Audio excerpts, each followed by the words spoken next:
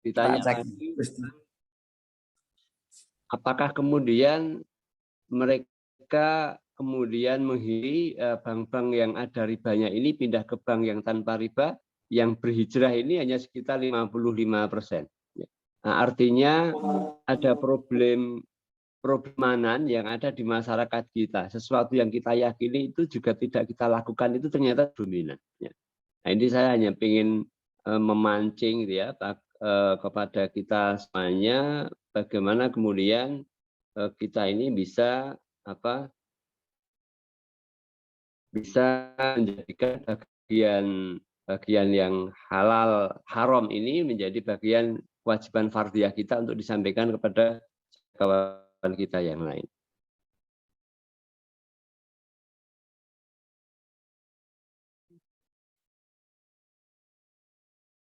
Ada yang mungkin ingin saya share ya.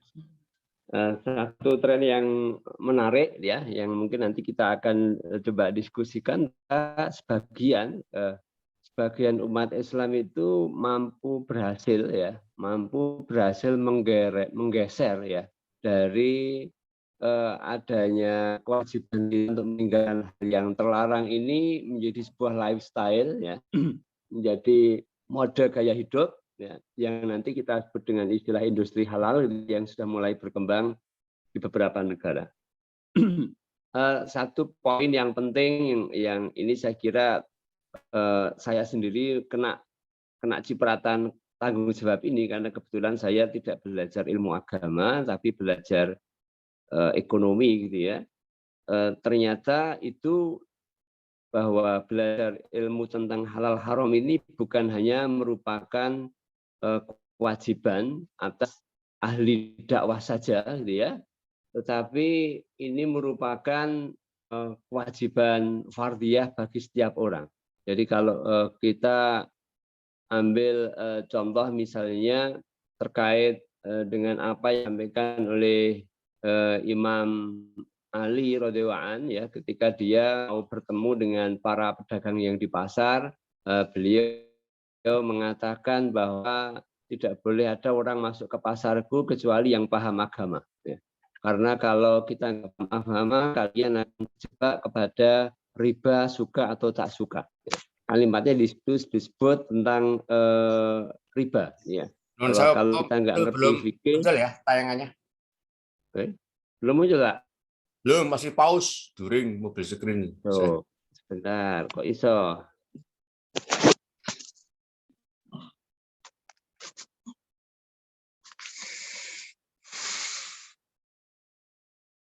Yang muncul tampilan desktopnya kayaknya. Sardono Harjo 22%, 22 derajat. Oh, malah ini yang keluar. Saya metu saya. Dulu.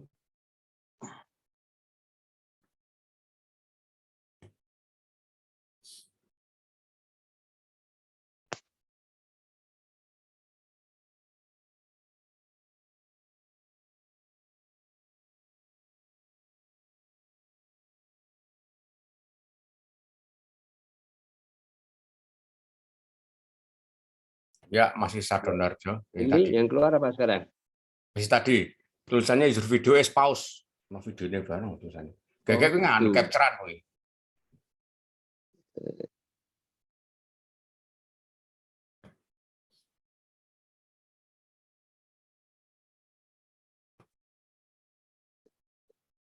Share screen. Masih. Oh, masih tidak mau keluar tayangan ya? Masih tampilan desktopnya. Terus ya, aku tak ganti pakai laptop aja nih gitu. Oh, oke, nggak HP toh? Pantesan. Oh. Kok raiso ya, kita pindah dulu sebentar. Oke. Tunggu sebentar sambil Om Priyogo Sambil dikir. pikir. Sambil nambah sahur. Oh, ini. Boleh, Alhamdulillah sebentar. ada 33 orang yang online. Bisa saling menambah silaturahmi.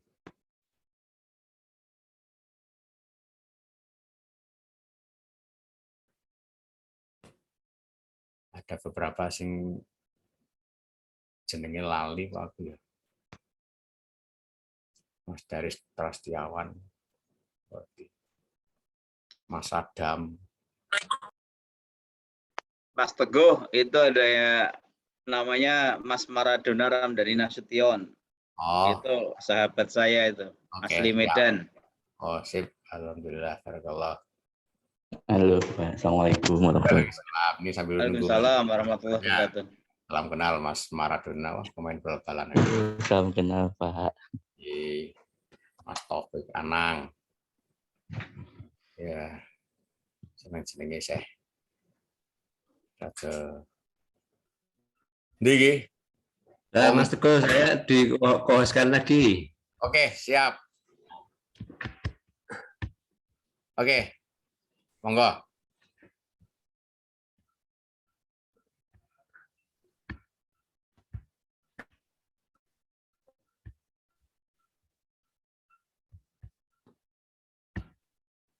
Yes, masuk. Ya, oke. Nah, satu hal yang ini tadi saya sampaikan teman-teman sekalian bahwa ternyata dari menghindari yang dosa itu bisa menjadi sebuah profit bisnis kira-kira gitu ya. Berangkat dari menghindari yang terlarang, sekarang kita sudah punya industri halal ya, yang menjadi salah satu primadona di beberapa negara termasuk di Malaysia, Thailand dan negeri kita ya. Satu hal penting yang ini tadi mengingatkan saya sendiri yang bukan ahli agama ya, ternyata bahwa sebagai ekonom pun juga perlu tahu ya, bahkan wajib tahu tentang hal-hal yang harus dihindari ketika bertransaksi bermuamalah dalam masyarakat. Sebagaimana disampaikan oleh Ibnu Qayyim al-Jauziyah, Imam Al-Ghazali, ini pendapat beliau semuanya hampir sama bahwa ada 4 jenis ilmu yang wajib kita miliki secara personal ya. Nah, di antaranya itu adalah nomor 3 itu, ilmu tentang halal haram ya.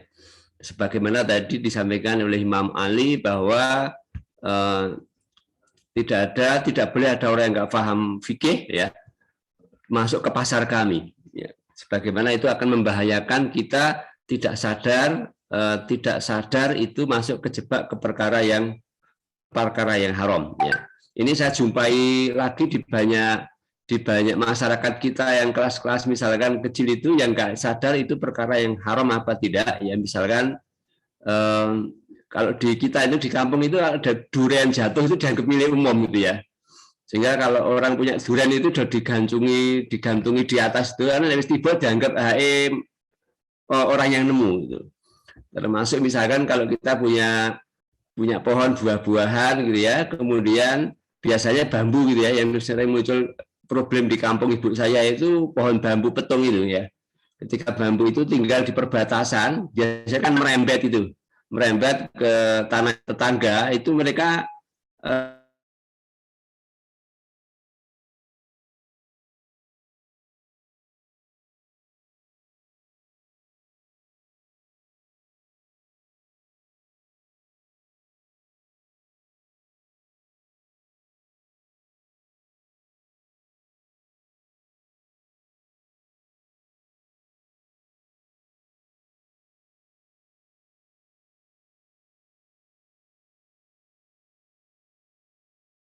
dikenal sejak zaman Yahudi, sebab Nabi Isa ya, itu sudah dikenalkan tentang bagaimana kemudian halal haram itu kadang disiasati oleh kelompok mereka masing-masing. Ya, salah satu cerita yang terkenal yaitu ketika kaum Yahudi itu ngakali ketika dilarang untuk melakukan menangkap ikan di hari Minggu, ya, kemudian dia mengakalinya bekerja di hari Sabtu, dibuat siasat gitu ya, hingga nanti hari Minggunya libur tinggal diambil hari setelahnya.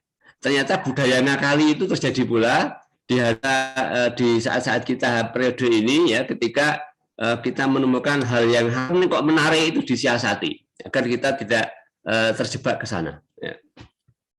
Nah, ini kemudian sudah diuraikan oleh Imam Yusuf Qaradawi, gitu ya, tentang prinsip muamalah, gitu ya. Di dalam muamalah ini memang poin pertama yang disepakati oleh para ulama itu adalah bahwa pada dasarnya muamalah itu dibolehkan kecuali ada larangan yang jelas. Nah, poin inilah yang menjadi mungkin topik bahasan kita, ya, di samping topik-topik yang lain, gitu ya, bahwa kita mesti tahu apa yang terlarang, ya. Kalau tadi Mas Teguh menyatakan minyak goreng, gitu ya. Nah, di kita itu yang terlarang ini yang kita perlu pahami bareng-bareng, gitu ya. Mungkin mengingatkan saja pada teman-teman semuanya, ya. Nah, para ulama ini sebetulnya kalau membagi tentang konsep larangan ini sering dibagi menjadi dua, yaitu yang terlarang karena zat hukumnya, ada yang terlarang karena bukan zatnya. Yang terlarang karena zatnya saja nanti muncul perdebatan di situ, ya, antara yang satu barang najis, yang kedua barang haram. Ketika bicara najis itu pun nanti berbeda-beda pandangan, sehingga ada yang membolehkan jual beli jual beli kotoran rabuk, ada yang melarang karena perbedaan persepsi tentang kenajisan, ya. Kemudian barang haram sebenarnya sudah sangat jelas sekali, gitu ya, yang mungkin tidak muncul perdebatan tentang barang halal haram ini. Dengan latar belakang itulah maka kemudian sektor yang nomor satu itu menjadi clear, gitu ya. Jadi pengembangan produk halal itu hari ini lebih jelas daripada pengembangan bank syariah yang di area remang-remang, karena konsep tentang keharamannya riba yang kemudian itu ditujukan kepada bank konvensional ini ranahnya adalah ranah haram karena bukan zatnya, ranah yang dia haram karena faktor hasil ijtihad para ulama, gitu ya. Jadi dalamnya ada unsur riba, maisir, yang ini dalam prakteknya diperdebatkan sehingga sampai hari ini kita menjumpai bahwa masih ada perdebatan atau perbedaan para ulama atau para ahli tentang syar'i tidaknya bank syariah, pasar modal, kan dia merupakan produk dari ijtihad, gitu ya. Tetapi ini mungkin perlu kita hafalkan lagi, ya, ke teman-teman sekalian terkait, meskipun ini sebetulnya kalau kita urai, ya, halal yang bukan karena zatnya ini bisa terjadi karena dua sebab, ya. Yang pertama karena di dalam bermuamalah itu kita tidak menerapkan prinsip saling ridho. Salah satunya itu ketika kemudian ada pengelabuhan, ya. Pengelabuhan tentu kalau dalam konteks kita yang disebut dengan tadris atau pengelabuhan ini tetap secara legal biasanya dia masuk, gitu ya, karena dia mengelabui. Dan misalkan kalau kita ambil contoh kasusnya 2008 ada subprime mortgage yang di Amerika, itu sebetulnya bentuk dari tadlis, mencampur antara produk baik dan buruk di mix jadi satu agar tidak kelihatan, gitu ya, dalam konteks yang sangat sudah sophisticated teknologinya tidak kelihatan, sehingga orang menganggap kalau beli mortgage ini kesannya bagus resikonya, padahal di dalamnya itu ada banyak barang-barang yang rusak, ya. Termasuk di dalamnya misalkan kalau di saham itu indeks, dia penggabungan indeks ini sebetulnya berisiko ada tadlis karena di mix antara saham yang bagus dengan saham yang tidak, hanya akan diketahui oleh mereka-mereka yang paham betul, ya. Kemudian yang haram bukan zatnya ini bisa disebabkan karena ada mengandung unsur potensi ketidakadilan. Disitulah letak perdebatannya ketika misalkan transaksi di bank syariah yang menyebutkan tanpa riba itu ada kalanya tidak lebih adil daripada di bank konvensional. Dalam tanda arti misalkan di bank konven itu bunganya lebih murah, lebih adil dibandingkan bagi hasil di bank syariah yang lebih mahal, ya. Sehingga ketika riba dihilangkan diganti dengan yang lain, secara fikih itu masuk, tetapi secara esensinya nggak masuk, karena bertentangan dengan aspek keadilan. Itulah yang mengundang perdebatan di antara para pelaku ekonomi maupun istihad. Kemudian yang lainnya yaitu ketidakadilan itu muncul karena adanya aspek yang paling kita sepakati bersama, yaitu adanya gharar, ya, yaitu kesengajaan berspekulasi ya di dalam transaksi, yang ini biasanya terjadi kalau misalkan Mas Abdul sebagai contoh di dunia konstruksi gitu ya, itu kan kadang untuk menuliskan akad secara detail itu ongkos gitu ya. Ya kadang kita sengaja membiarkan kontrak-kontrak itu tidak semua didetailkan untuk masing-masing itu mengambil keuntungan dari sana ya. Nah, justru itulah kemudian ketidakpastian terjadi, tapi ini menjadi peluang bisnis tertentu gitu ya. Yang ini oleh Islam kemudian dilarang, diminta diperjelas, termasuk nanti kaitannya misalkan bisnis tukar tambah ya, tukar tambah itu kita diminta memperjelas harga dulu sebelum tukar tambah, karena di situ mengandung unsur gharar, ketidakpastian harga, ketidakpastian pangan ya. Nah, ini poin yang kedua. Kemudian yang tadi kasusnya minyak itu kita sebut dengan konsep ihtikar ya, atau penimbunan gitu ya. Meskipun penimbunan ini menjadi tidak masalah ketika situasi barang sedang booming ya, sehingga tidak akan menimbulkan perubahan harga yang membahayakan.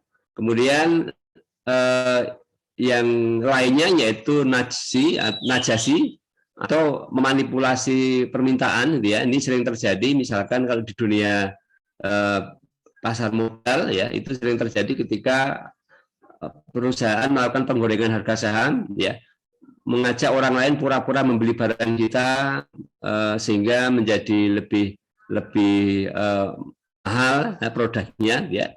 Kemudian yang dua paling bawah itu sudah sering kita dengar, ada judi dan suap ya. Kemudian ini dua hal lagi yang mungkin teman-teman non ekonomi jarang menjumpai ya. Yang sesuatu yang terlarang itu diantaranya ketika seseorang bertransaksi tapi cacat syarat dan rukunnya salah satu gitu ya. Termasuk di dalamnya ada ta'alluq, mengkaitkan dua akad jadi satu, yang ngutangi tapi misalkan saya ingin membeli barang kepada si A ya, dan dengan catatan si A menjual barang ke saya dengan harga yang berbeda ya. Jadi dua transaksi yang saling digandengkan sehingga harga menjadi tidak jelas ya, kewajiban menjadi tidak jelas. Atau sama halnya two in one, itu artinya menggabungkan dua akad menjadi satu, yang ini sering dipermasalahkan misalkan kaitannya dengan sewa leasing ya, leasing di perusahaan itu ya, ketika perusahaan melakukan leasing kepada anggotanya, di saat yang sama itu dia menyewakan misalkan mobil, dikredit oleh si pembeli mobil, di saat yang sama pula dia menjual mobil itu ya. Jadi barang yang satu diakadkan dua kali. Contoh-contoh ini sebetulnya teman-teman sekalian kalau kita lihat seolah-olah itu nggak ada yang rugi gitu ya. Yang bertransaksi dua pihak itu saling untung, tapi mengapa kemudian diharamkan? Karena dua-duanya mengandung potensi yang saling merugikan satu di antara yang lain. Nah, untuk mengantisipasi itu, maka kemudian satu poin penting yang ingin saya sampaikan itu bagaimana kita mengajak ada gerakan-gerakan di dalam masyarakat itu agar kita paham halal dan haram itu. Salah satunya implikasinya muncul gerakan untuk mengajak kembali kepada Quran dan hadis, Quran dan Sunnah ya. Yang tentu ini tidak salah gitu ya, tapi tidaklah mudah. Karena tidak bisa setiap orang itu memahami Quran dengan begitu saja, termasuk saya sendiri gitu ya. Yang saya ini banyak para ustadz di sini yang insya Allah lebih paham ke sana gitu ya, bahwa memahami Quran itu tidak bisa secara tekstual, perlu ilmu ya, sehingga sebagian para ulama itu menyarankan tidak belajar langsung di Quran dan hadis, tapi belajar ke guru atau belajar ke kitab ya, yang sudah sudah terbukti keabsahannya ya.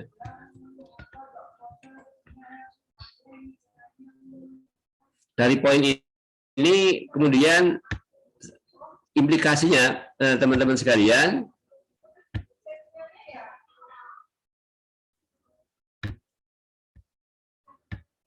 ternyata ketika kita bicara halal haram ini ya, ketika perdebatan itu muncul itu menjadi sebuah kendala tersendiri ya. Saya melihat tadi misalnya perkembangan dari perbankan syariah yang asalnya itu menganggap bank konven itu haram, kemudian lahir bank syariah, tetapi di situ belum seluruh ulama itu sepakat apakah bank syariah yang ada ini sudah betul-betul bersih dari perdebatan halal haram ya. Itu ternyata tersalib ya oleh perkembangan yang jelas-jelas kesepakatan kehalalannya itu ada di antara para ulama ya. Jadi kalau di kita ya, kita sudah tahun 2008 itu kita sudah punya undang-undang perbankan syariah, tapi sampai hari ini belum banyak bergerak ya. Bahkan kalau kita amati itu pesantren yang jumlahnya ada 70.000 itu doyak-oyak sama pemerintah untuk bergabung di bank syariah itu alot banget ya. Salah satu sebabnya diantaranya itu ada kefahaman yang cukup lama di dunia pesantren bahwa bank itu ya enggak syariah, kira-kira begitu ya. Atau apakah dia bank konvensional maupun bank syariah, berat ya. Jadi sekian tahun kemudian perkembangannya tidak kelihatan karena support dari masyarakat pun tidak tinggi terhadap perkembangan produk keuangan syariah ini. Tapi kalau sisi yang lain tahun 2014 sudah bergerak ya di Indonesia ini kehalalan ini tidak hanya di keuangan tapi di produk. Kita ada Undang-Undang Jaminan Produk Halal tahun 2014 yang sudah diimplementasikan 2 tahun yang lalu 2019 yaitu 5 tahun kemudian ya, yang sudah menyatakan di situ bahwa produk yang dijual di Indonesia itu dia harus bersertifikat halal. Jadi halalnya secara zat, halalnya lebih mudah diukur ya, lebih tidak mudah diperdebatkan ya. Di mana konsep halal ini sebetulnya lebih mudah diterima publik daripada konsep Islam ya. Sebagaimana kalau ternyata betul apa yang disampaikan di dalam Al-Qur'an itu bahwa perintah makan makanan yang halal dan thayyib itu ditujukan kepada manusia seluruhnya, bukan hanya kepada umat mukmin ya. Sementara ayat yang menjelaskan kepada umat mukmin itu nggak disebut halalnya. Yang disebutkan hanya kita diminta makan yang thayyib saja. Karena sudah diasumsikan orang muslim itu pasti tahu yang halal.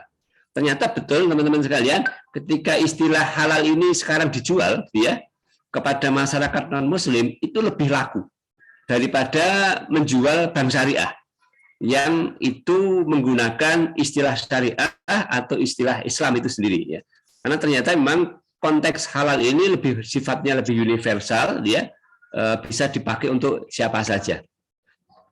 Dalam perkembangannya ulama pun itu sudah tidak memperdebatkan lagi gitu ya tentang transaksi yang tidak terlarang yang halal ini harus dirunut dari hulu sampai hilir ya. Halal itu mulai dari zatnya, proses, ya, delivery sampai kemudian logistiknya gitu ya. Dari raw materialnya, processing hingga uji otentiknya. Nah, permasalahannya kalau seperti negeri kita yang 99%-nya itu UMKM, pengusahanya ini jadi sebuah problem gitu ya. Bagaimana auditing ini dilakukan? Berbeda dengan beberapa negara yang jumlah usahanya nggak sebanyak di tempat kita, dengan skala ekonomi yang sangat kecil gitu ya di negeri kita, jadi ongkos yang sangat mahal.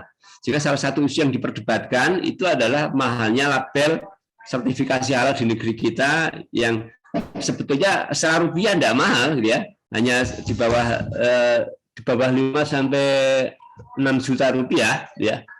Tapi ini menjadi masalah ketika pelaku usahanya itu mikro gitu ya, yang itu mayoritas ada di tempat kita. Nah, konsep halal sampai kepada customer ini sebetulnya ini mereplika yang sudah dilakukan di Thailand dan di Malaysia gitu ya, bahwa halal ini sudah dicek mulai dari raw material, processing ya sampai kepada customer. Sehingga sebetulnya kalau kita ingin memastikan produk kita yang kita makan itu halal apa tidak bukan perkara yang mudah. Dulu kita di Jogja pernah punya sebuah inisiasi gitu ya untuk membantu melakukan sertifikasi halal terhadap pedagang angkringan warung kucing gitu ya. Yang notabene dagangan mereka tidak banyak gitu ya. Jadi hanya 5 juta satu gerobak gitu ya. Cuma salah satu permasalahannya adalah barang yang didagangkan di warung kucing ini disediakan dari berbanyak vendor ya. Mulai dari ayamnya, tahunya. Mereka tidak kulaan di satu titik dan tidak memungkinkan dikelola dengan satu depo gitu ya, sehingga untuk mencari misalnya menjadi satu PR besar ya, karena dia hanya pedagang bukan produsen dari hulu ke hilir ya. Sehingga salah satu hal yang dilakukan itu adalah inisiasi misalkan yang dilakukan oleh BMT Beringharjo, dia mengelola sendiri sekitar 200 warung angkringan, kemudian dibuatlah depot untuk mensupport barang-barang yang diberikan kepada pedagang angkringan ini, sehingga penjaminan halal ini bisa terjadi ya. Tapi ini pun sebenarnya tantangan besar teman-teman sekalian, karena jualan produk halal di tempat kita itu nggak selaku di Singapura, nggak selaku di Malaysia. Orang nggak care gitu ya. Orang baru care itu ketika ada isu haram. Oh, di situ ada isu mengandung babi, baru care menghindari gitu ya. Tapi jarang di antara kita, di antara masyarakat Muslim ini, yang kemudian meyakinkan ketika dia mengkonsumsi barangnya itu halal atau tidak. Jadi ini di Indonesia masih variasi pendapatnya. Beberapa orang ya itu meyakini yang penting halal itu tidak mengandung babi dan tidak alkohol. Bahkan yang penting baca Bismillah selesai. Ya. Kemudian sebagian lagi itu meyakini halal itu tidak bisa dipastikan, daerah wilayahnya blur ya, dan sedikit sekali yang punya ilmu tentang bagaimana mengetahui kehalalan itu. Misalkan kalau kita bicara tentang masalah sembelihan daging ya, belum lagi kalau kita bicara tentang konteks babi yang sampai sekian detail itu. Jadi ada lebih dari 300 produk turunan babi yang sudah beredar di berbagai pasaran gitu ya. Mulai dari daging itu sendiri, kalau di Magelang itu di mana itu? Di dekat pasar ini Mas Teguh ini. Yang Kinan kayak RSU. Bagian kok. RSU ya loh gitu ya. Tukangan. Di tukangan yang kasat mata gitu ya. Tapi kalau sampai ini bagi para ibu-ibu ini kan nanti masuknya macam-macam sampai di kosmetik eyeshadow ya. Bahkan di dunia obat-obatan itu dibungkus pembungkus kapsul ya. Jadi variasinya nggak mudah dideteksi oleh orang awam gitu ya. Perlu keterlibatan teknologi di sini gitu ya, yang menggarap gitu ya, yang care ke sana. Ya. Pengembangan halal ini bergerak di Asia Tenggara itu di 3 negara. Di Indonesia, Malaysia, dan Thailand. Nah, pertanyaannya mengapa kok di 3 negara ini gitu ya? Ternyata ketika kemudian kita teliti itu di 2 negara yang ada, Malaysia dan Thailand, ya itu ada 2 tokoh ya, 2 tokoh yang concern terhadap produk halal dan dua-duanya itu keturunan Indonesia. Yang satu adalah cucunya Kiai Haji Ahmad Dahlan yang kemudian di Chulalongkorn di University di Thailand. Yang satunya adalah Prof. Irwandi Yasmir, ya, yang itu juga orang Indonesia, tapi udah tinggal di Malaysia. Dia menjadi kepala Halal Center di Malaysia. Ya. Nah, di Indonesia siapa? Beberapa kawan sepakat kita belum punya. Jadi ahli yang mendalami ya tentang konsep halal, tapi tidak hanya konsep fikihnya, tapi sampai teknis. Jadi memahami dari hulu sampai hilir gitu ya. Jadi biasanya ini bukan orang sosial, tapi orang farmasi ya, orang teknologi gitu ya, yang memahami ke sana ya. Sehingga kalau kita perhatikan faktor pengembangan halal di beberapa negara ini bergantung dari sejarah negara tadi. Jadi kalau di Malaysia sama di Thailand, halal center itu langsung dikendalikan oleh presiden, oleh Jakim itu langsung oleh Perdana Menteri, di Thailand pun langsung oleh Presiden Thailand. Ya. Sementara di Indonesia hari ini lumayan ya, lumayan kita punya yang namanya yaitu BPJPH dan MUI, tapi dia masih di bawah Kementerian Agama. Ya. Jadi yang mengurusi jaminan halal ini bukan langsung Presiden yang nangani, tapi Kementerian Agama. Kemudian yang kedua, peran ulama di masing-masing negara. Ya. Yang mengurusi produk halal ini di Malaysia dan di Thailand cukup kuat sekali gitu ya. Bagaimana kemudian karena langsung berhubungan langsung dengan Presiden, di tempat kita itu plus minus juga, karena majelis ulama itu jangankan ke Presiden, oleh ulama lain aja nggak dipercaya gitu ya. Antara MUI, NU, Muhammadiyah itu dianggap nggak satu badan. Jadi upaya untuk membuat MUI itu independen itu satu sisi hal, ya sisi yang lain itu menjadi kurang powerful terhadap kebijakan-kebijakan bagaimana mengimplementasikan fatwa-fatwanya. Kemudian poin yang ketiga adalah aspek hierarki regulasinya ya, regulasi dan institusi yang dibangun ya. Kita meskipun Muslim mayoritas tapi ternyata baru tahun kemarin ya 2019 kita berdebat-debat gitu ya ketika ada proses merapikan sertifikasi halal desentralisasi ke BPJPH gitu ya, sehingga sempat muncul polemik itu antara MUI dan BPJPH. Kemudian intervensi Undang-Undang tahun 2020 Cipta Karya yang kemudian memperkuat sentralisasi itu pun dipertanyakan. Isu terakhir tentang logo gitu ya, logo halal yang diganti oleh BPJPH itu yang terkesan ahistoris ya, itu pun ribut lagi gitu ya. Jadi kadang perdebatan kita itu saya tidak tahu kok tidak di konteks isi tapi di periferal ya, hal-hal yang sifatnya itu tidak intim malah diperdebatkan sehingga kita bergerak-gerak ya. Nah, konsep yang dikembangkan juga berbeda. Yang menarik kalau di Thailand karena mereka banyak kaum Budanya gitu ya, di mana Buddha itu juga menerapkan konsep universalitas gitu ya. Maka yang mereka pakai halal is for everyone. Jadi mereka tanamkan jargon bahwa halal untuk semua orang. Beda dengan di Malaysia menggunakan agama Islam sebagai agama negara, maka jargon yang dipakai di Malaysia ya halal is permissible to consume by Muslim. Di Indonesia sejak tahun 2017 gitu ya, itu pemerintah menginisiasi dengan istilah halal lifestyle ya. Gria maksudnya apa ini? Halal dijadikan gaya hidup. Ini tahun diadakan festival ya, terus menerus gitu ya, mencoba menggapai bahwa lifestyle halal itu menjadi budaya hidup bagi masyarakat Indonesia.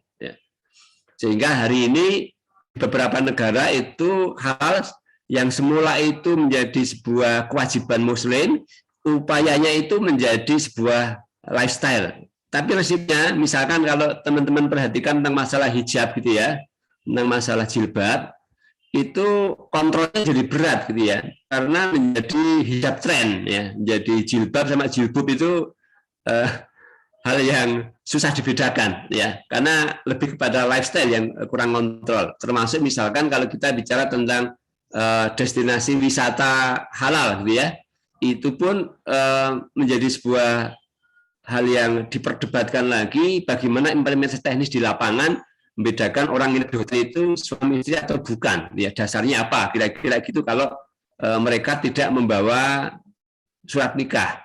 Di KTP pun tidak ada tulisan nikah dengan siapa ya, nggak ada nama suami, nggak ada nama istri, yang ada hanya status kawin tidak kawin gitu ya. Nah, ini problematik juga ketika kemudian harus mengecek tentang halal destination ya, karena kita mengkonsepkan ini berlaku untuk Muslim dan non Muslim ya. 1 menit lagi ya, Oke. Terus ini posisi yang sekarang sudah berkembang ya, jadi yang tadi saya sampaikan dari haram menjadi lifestyle, ini yang sedang ngetren adalah di food and beverage, kemudian industri farmasi dan kosmetik. Nah, mungkin kawan-kawan yang punya lingkup di sini, ini peluang yang saya kira bisa kita garap gitu ya, tentang halal food, halal beverage, halal industri. Kita sudah punya Wardah sebagai leader di tempat kita yang kosmetik gitu ya. untuk food and beverage ini tantangan besar. Kita lebih main di kuliner daripada di produk gitu ya. Sehingga kalau kita bicara di produk itu mestinya bisa diekspor ke berbagai negara, tapi kalau di dalam kuliner itu kita lebih mengandalkan konsumen lokal. Mungkin itu Mas Go, atur suwun. Bagaimana kita bisa ikut andil bersama. Oke. Saya Terima dulu. kasih Assalamualaikum warahmatullahi wabarakatuh. Pak Sugeng yang telah memberikan banyak masukan tentang halal dan haram. Jadi nanti kita cari kesimpulannya bersama. Monggo, karena waktu sudah cukup mepet. Ada yang mau sharing, menanya, berkonfirmasi, kontribusi, silakan. Resen, ada resen? Assalamualaikum, Ustaz. Oh, waalaikumsalam warahmatullahi wabarakatuh. Masya Allah, ahlan wa sahlan Ustaz Prionggo, saya dari Bogor nih. Begini, pengen cerita aja. Nanti ke tanggapan Ustaz seperti apa. Jadi kami ini kerjasama dengan Bank Indonesia untuk proyek halal. Kemudian salah satunya kita dapat kesempatan untuk mendampingi para UMKM untuk melakukan sertifikasi halal, termasuk para penyelia halal. Nah, kemudian kita coba nih, salah satunya adalah memberikan pendampingan kepada UMKM untuk bagaimana mulai dari produksi sampai kepada pengemasan, marketing, seterusnya gitu ya. Kami coba menerapkan itu di pesantren kami gitu, di pesantren. Nah, terus ketika sampai di tataran implementasinya itu, salah satu keluhannya itu adalah mahal, Ustaz. Jadi kalau misalnya nih kami belanja daging sehari mungkin sekitar untuk 500 mahasiswa ya, itu ya hampir 50 jutaan ya. Itu kalau disodori di supplier yang halal, itu harganya itu jadi berlipat-lipat gitu. Supply ayam, kemudian piranti-piranti yang harus kita lengkapi agar halal gitu ya. Kemudian akhirnya ngeluh kan si para dapur nih, gimana ini jadi anggarannya kan jadi double gitu ketika untuk mencapai yang sesuai dengan requirement halal itu gitu. Oke. Itu yang dikeluhkan oleh di lapangan gitu. Nah pertanyaannya itu memang iya ya kalau halal itu harus mahal gitu. Kenapa halal itu harus mahal di lapangan? Apakah karena kembali ke economy of scale ya Ustaz? Kayak di mahal gitu karena memang skalanya masih kecil gitu. Harusnya halal itu ketika halal for everyone, halal is lifestyle itu ya bukannya syariat itu untuk kemaslahatan gitu ya. Itu Ustaz, mohon pencerahannya. Mohon. Nun sewu, Mbak Bu Sugarti dari mana ya Mbak Sugarti ya? Saya dari Bogor, Mas Teguh, Pak Teguh. Ya, maksudnya orang Magelang atau dulu bukan? Oh iya, saya orang Magelang. Angkatan berapa? Wah ini nih, angkatan berapa ya? Angkatan 92. 92. Wah, itu sama Mbak Esti 92. Mas Teguh, teman-teman, saya kenalkan, itu adikku Dewi. Astagfirullahaladzim, ya karena Dewi datangnya kayaknya privat lah, wis rampung. Ya, terus silakan. Ya ora no. Itu fotonya Nabi. Ngobrol tinggi kabeh. Orang banget enak gini kayak gitu. Karena Dewi kayaknya silakan. Oh, ada kok. Ya, secara personal itu kita juga pernah ngalami ya. Ada kawan itu punya usaha gitu ya, usaha untuk pemotongan ayam halal ya, dan punya 2 kasus itu collab semuanya ya. Jadi memang ongkosnya lebih mahal. Jadi kalau kita lihat di barat gitu ya, pemotongan ayam yang 1 menit itu motong sebut saja 1000 ekor ayam dengan mesin ya. Untuk menghalalkan itu setiap motong harus pakai tangan dan baca bismillah. Jelas ongkos gitu ya. Yang semula tinggal potong kos pakai alat gitu, dia harus di satu-satu gitu. Itu yang kelihatan di mata. Ya. Dikalikan gitu ya. Jadi memang tadi skala ekonomi itu ya. Kemudian yang kedua dalam kacamata ekonomi itu adalah karena belum ada pesaing. Ya. Jadi depo-depo halal itu di kita belum banyak, ya, sehingga ini masih dugaan ya. Mental rent seeker itu masih ada, pemburu rente, ya, ketika dia monopoli dia bisa mengendalikan harga gitu ya, dan pembeli daging halal ini kan orangnya nggak mau pindah ke lain hati gitu ya, istilahnya mahal pun akan diambil kecuali untuk bisnis. Maka tantangan kedua itu kalau kita nggak bisa membuat sebuah usaha yang besar, itu memperbanyak usaha. Jadi produk halal itu diperbanyak usahanya sehingga persaingan menjadi lancar, harga akan turun sendiri. Itu logika ekonomi ya yang sering kita pakai gitu ya. Yang ini sering dimainkan. Misalkan dulu ada kasus monopoli telur bebek gitu ya. Ini juga kasusnya ketika ada monopoli itulah bahaya terjadi, harga dikendalikan. Ya kasus minyak goreng lah tidak jauh beda gitu ya. Artinya meskipun sudah ada skala ekonomi, itu akan tetap jadi super bahaya ketika tidak ada persaingan yang sehat. Jadi tetap saja harus rame-rame dijaga kesehatannya. Tapi PR lagi tantangan kita, bagaimana kalau 100 orang rame-rame bikin koperasi agar tercapai skala ekonomi. Kadang problemnya adalah gontok-gontokan konco diri gitu ya. Ketika koperasi itu terlampau rame, kita punya problem di sana. Monggo Mas Teguh, mungkin ada yang share kembali. Oke. Ini Mas Fahmi, monggo. Monggo. Mas Fahmi, silakan. Assalamualaikum warahmatullahi wabarakatuh. Waalaikumsalam warahmatullahi wabarakatuh. Atur nuwun Ustaz. Saya mau nimbali yang barusan didiskusikan ya. Memang persoalannya memang skala ekonomi dan persaing ya. Jadi sekarang ada lembaga penjamin produk halal ya. Atau apa istilahnya itu? Benar ya, lembaga atau badan penjamin produk halal. BPJPH. Nah, cuma pelaku ini lembaga uji kehalalan itu kan masih terbatas ya. Memang harus diperbanyak nih biar harga turun gitu kan.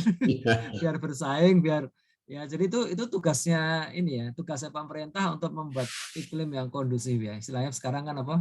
Ekosistem, halal ekosistem ya. Jadi kita ini senangnya cuma bikin aturan tapi ekosistemnya nggak dibuat. Ya jadi termehek-mehek. Itu yang pertama. Yang kedua tadi menyinggung yang halal lifestyle tadi ya. Contohnya juga ketika yang jilbab atau hijab itu ya. Nah, kita barusan kemarin staf khusus presiden itu yang mbak-mbak itu ya sehari-hari pakai kerudung tapi kemudian kawin sama orang non muslim. Jadi kadang-kadang memang ini konsep yang suka tidak utuh ya. Jadi ada orang-orang yang dia kalau soal halal itu ketat ya, tapi di sisi lain dia melakukan keharuman yang sebenarnya lebih mengerikan ya. Jadi ya memang saya ingat dulu waktu saya ke Austria itu ada orang-orang itu yang kalau soal babi, soal alkohol itu ketat sekali dia. Jangan sampai sekali pun marah betul gitu ya. Tapi nggak sholat, sehari nggak sholat. Itu ya ini pelan-pelan nggak? Ya masih bagus lah bisa. Artinya kalau kita bertamu ke tempat beliau itu ya agak merasa aman ya, agak merasa aman ini di sini nggak campur-campur.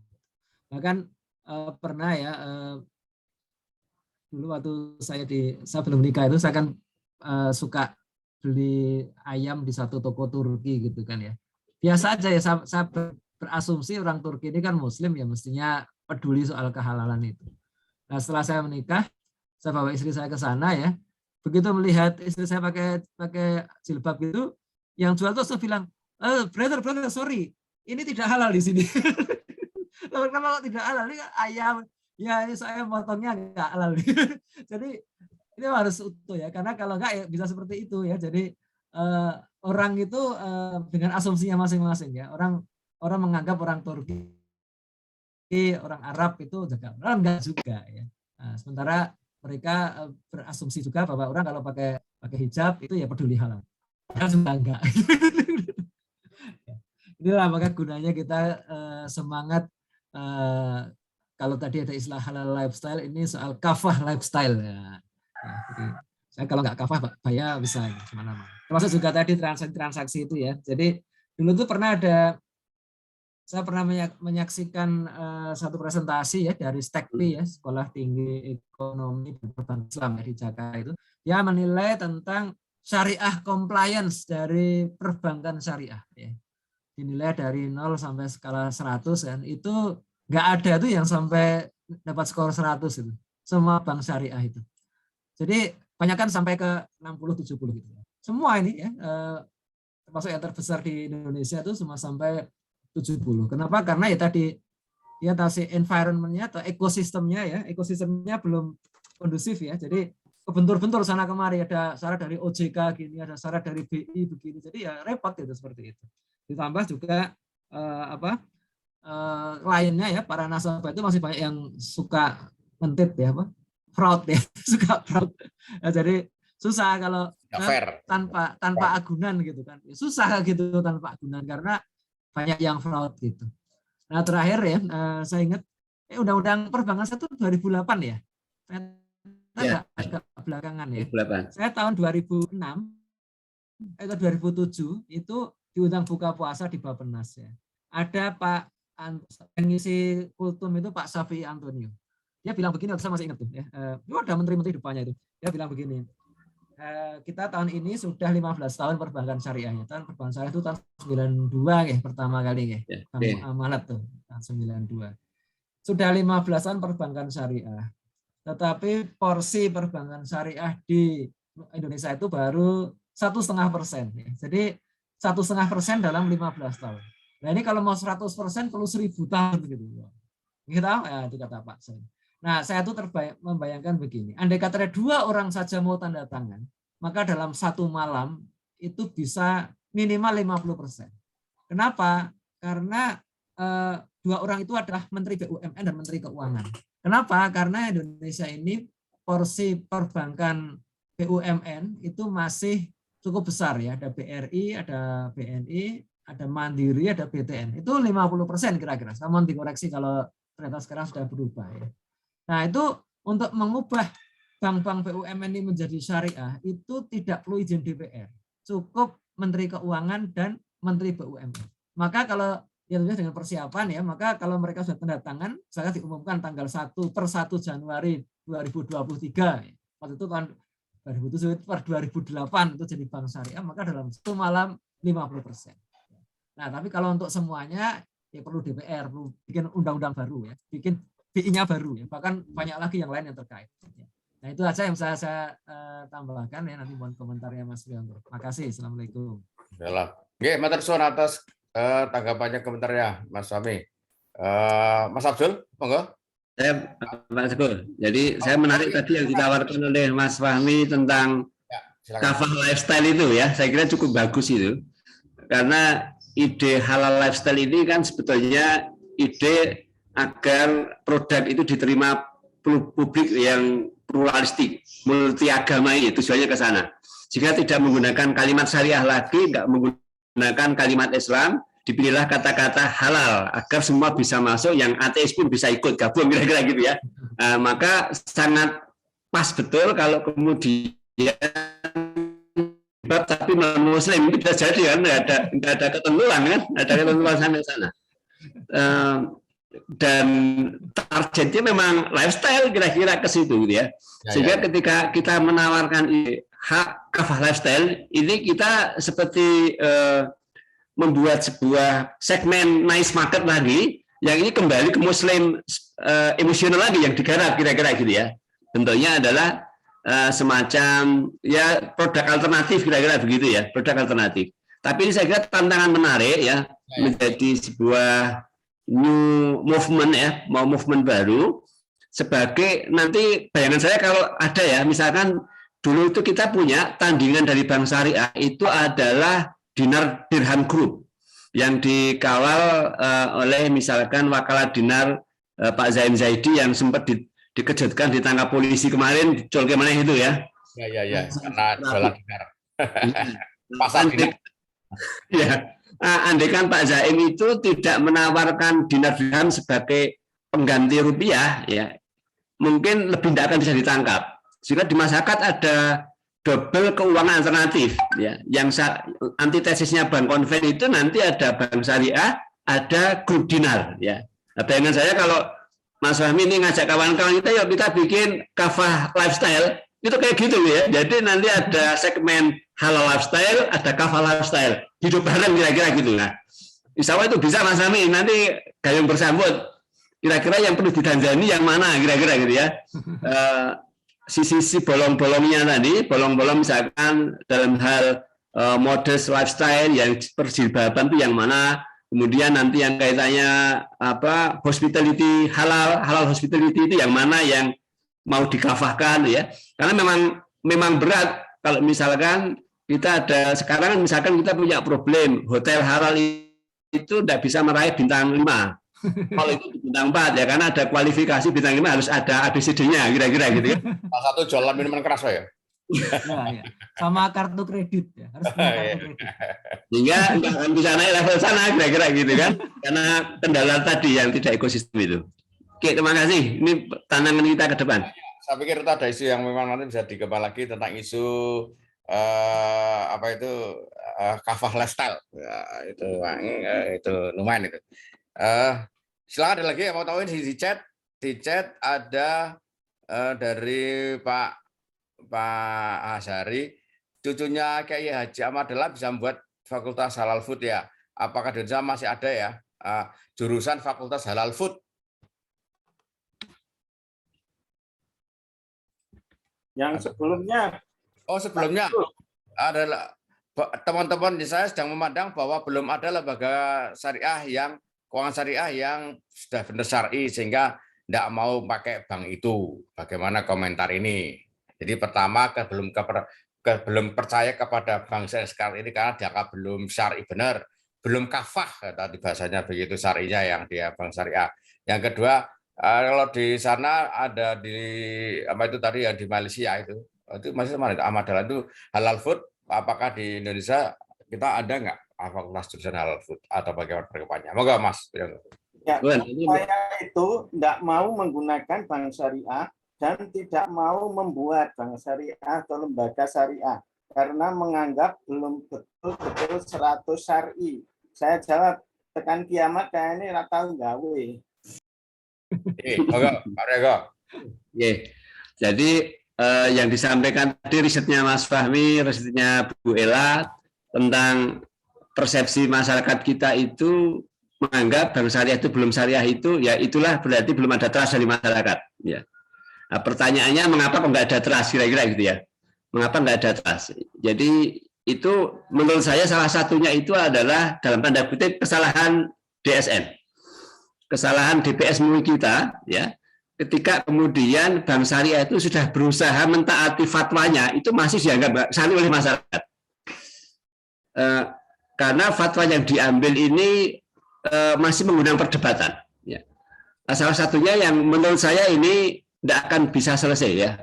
Jadi apa? Karena bank syariah saat ini adalah apapun namanya bank syariah, itu tetap dia makhluknya bank. Bank itu apa? Bank itu adalah dia nggak akan keluar dari undang-undang perbankan di negeri kita dan di undang-undang banyak negara. Yang namanya bank itu tugasnya adalah menghimpun dana dari masyarakat dan menyalurkan kepada masyarakat. Artinya bank itu mengelola duitnya orang lain yang sifatnya amanah. Maka sampai kiamat pun yang namanya bank syariah itu tidak bisa akan menerapkan prinsip bagi hasil. Karena dia menggunakan dana amanah masyarakat, kecuali konsep ini diganti. Statement ini pernah saya pertegas ya, disampaikan oleh beberapa direksi, misalkan CNB Islamic di Malaysia itu mengatakan hal yang sama. Mudharabah itu hanya retorika. Kami tidak mungkin melakukan itu. Karena kalau kami akan akad mudharabah, berarti kami mengkhianati amanah. Karena uang yang datang ke kami itu bukan uang untuk dibagi hasilkan. Itu bukan uang siap rugi, itu uangnya siap untung. Jadi para nasabah bank syariah yang notabene itu nabung pakai akad mudharabah itu hakikatnya nggak mau rugi. Bagi hasil tapi maunya untung terus gitu ya. Nah, itulah yang membuat bank nggak akan bisa gerak. Maka yang terjadi hari ini yang dilakukan oleh bank ngakali, mensiasati piye carane untung terus. Tapi untung. Ya udah akhirnya dia kasih akadnya bagi hasil, tapi ditetapkan keuntungannya ditambahi bonus. Bagi hasilnya misalkan 50-50, setara dengan bunga 6%. Ya. Kalau ternyata ketika dihitung kalau dapatnya sekitar 5,5, yang setengah tambahi bonus. Kalau kelebihan ya dikasihkan, atau kurang tambah gitu. Akhirnya mindset masyarakat nggak berubah. Saya ke bank syariah dapatnya mirip sama bank konvensional. Jadi tumbuh ketemu tutup. Banknya menghadapi kendala sistem tadi, kemudian masyarakat mindsetnya seperti itu. Nah itu saya kira berat ya ke depan, kecuali kita mampu mengubah makhluk yang namanya bank ini menjadi investment bank.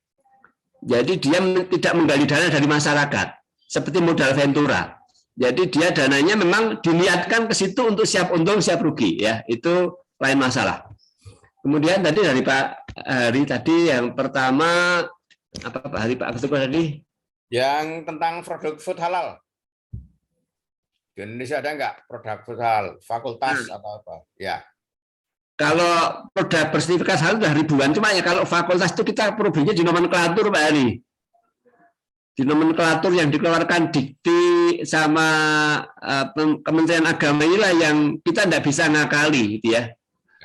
Maka yang ada sekarang baru halal center di UNER punya, di UGM punya, di UII punya, ya beberapa kampus punya, tapi levelnya baru halal center, pusat riset halal, belum sampai ke prodi karena problemnya di perizinan nomenklatur, belum ada yang membuat sampai ke nama itu gitu ya, karena belum ada izin yang bisa masuk ya. Nah, mungkin perlu tadi kalau statement dari Mas Fahmi tadi cukup tanda tangan 2 orang kira-kira gitu ya untuk mengatasi itu ternyata nggak mudah. Jadi kemarin saja misalkan contoh kecil itu kita sudah gerilya ya, saya diminta bantu kawan-kawan asosiasi guru SMA se-Indonesia itu memasukkan kurikulum ya. Kita maunya gerilya masuk di kurikulum seperti pajak. Jadi kalau sekarang bicara pajak itu sudah masuk kurikulum di bahasa Indonesia. Jadi anak-anak SMA sudah ngerti pelajaran tentang perpajakan itu di berbagai mata pelajaran, disisip-sisipkan gitu ya. Ternyata kita tidak bisa, tidak mudah untuk mensplitkan di situ. Perlu tanda tangan Mas Menteri itu ya. Untuk bisa masuk ke kurikulum tadi memang berat sekali perjuangannya. Jadi kita sudah bikin dapurnya tapi etalase tidak ada kira-kira gitu ya. Perlu ada kawan-kawan yang membantu membuat etalase itu Pak Adi. Nah, sementara kita siapkan dapur dulu. Perlu Menteri saya ngerti ya. Insya Allah Presiden saya ngerti 2024. Amin. Lewat TikTok lah saya gitu. Rasa lewat kurikulum. Oke, berarti memang masih PR panjang ya untuk masalah hal-hal produk ini ya. Oke, ini masih ada lagi Mas Umam, monggo. 2 menit.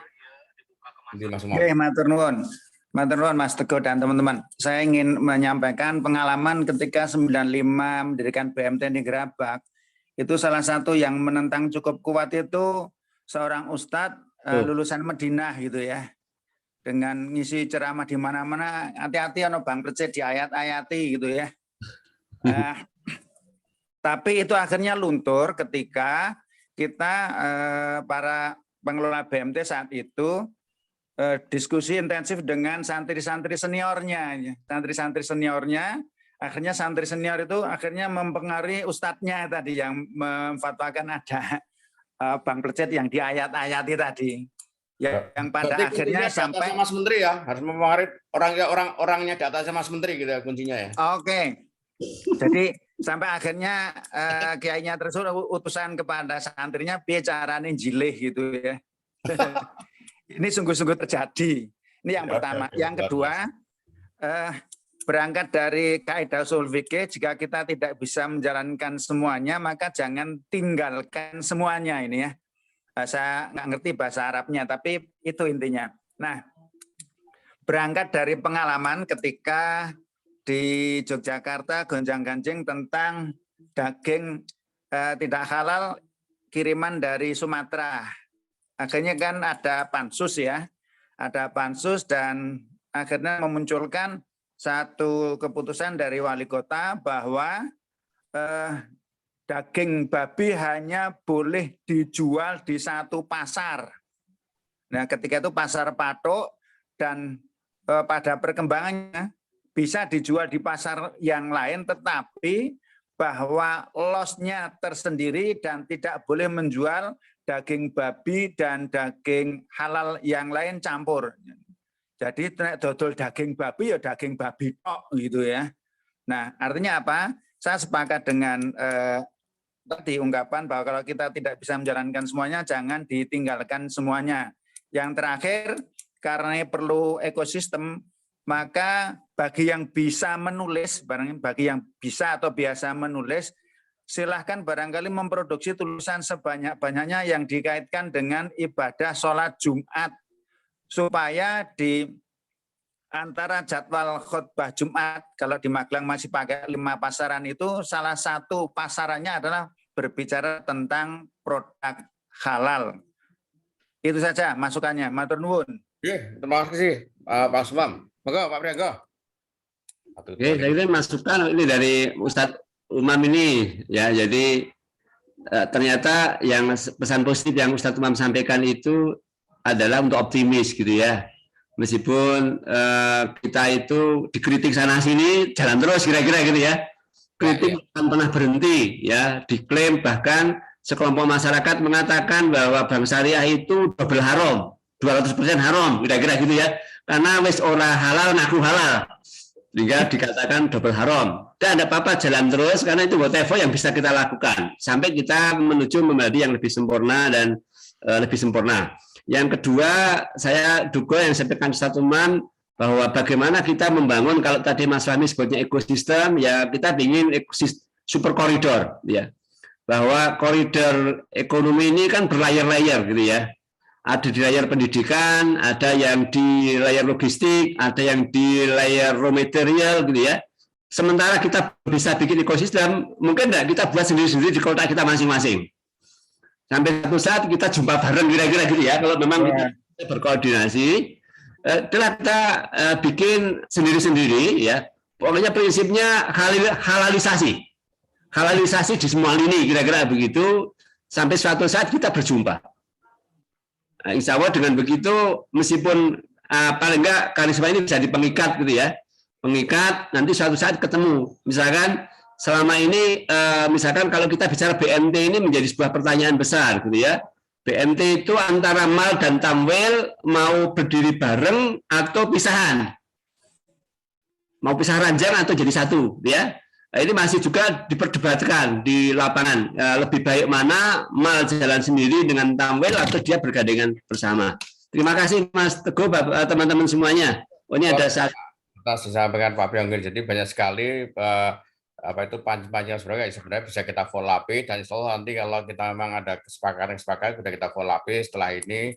Dan kami insya Allah menyediakan di BMT Karisma di kantor kami untuk nanti menjadi tempat komunikasi gitu ya. Di kantor pusat BMT kalau di Magelang silakan diskusi tentang follow-up dari kajian-kajian kita sehingga nanti kita bisa terus melakukan perbaikan untuk keumatan baik dari prospek halal haram maupun prospek-prospek kemarin ekonomi UMKM dan sebagainya. Baik, sedikit kami sampaikan pertama. Pak Hari. Chat terakhir chat saya. Oh, chat terakhir. Sebentar nih chat terakhir. Pak Hari dengan chat terakhir pokoknya. Ya. Mas Priangga, saya mungkin dengan teman yang lain sering tidak bisa memberikan penjelasan secara konferensif tentang teman-teman tentang tentang lembaga syariah yang dikatakan benar-benar syar'i. Mohon ada tulisan untuk menjawab tersebut kalau sudah ada link. Nah, itu berarti permintaan untuk mensosialisasikan terkait dengan halal seperti apa secara literasi, Pak Priangga. Mendingan itu juga merupakan pemahaman sendiri yang butuh literasi cukup banyak sehingga bisa meyakinkan kepada teman-teman dan relasi-relasi kita. Mungkin nanti PR-nya begitu, Pak Priangga. Nanti apa sampai Pak saya. Mungkin itu dan sekali lagi Bapak Ibu rekan-rekan sahabat semua terima kasih atas waktunya bahwa banyak sekali masukan hari ini. Pertama bahwa 7% orang masyarakat kita setuju non riba tapi baru 5% yang baru ke hijrah ke non riba. Kemudian bahwa belajar halal haram itu bukan pelajarannya kiai tapi pelajaran kita semua orang kita harus tahu karena itu bagian dari amalia kita.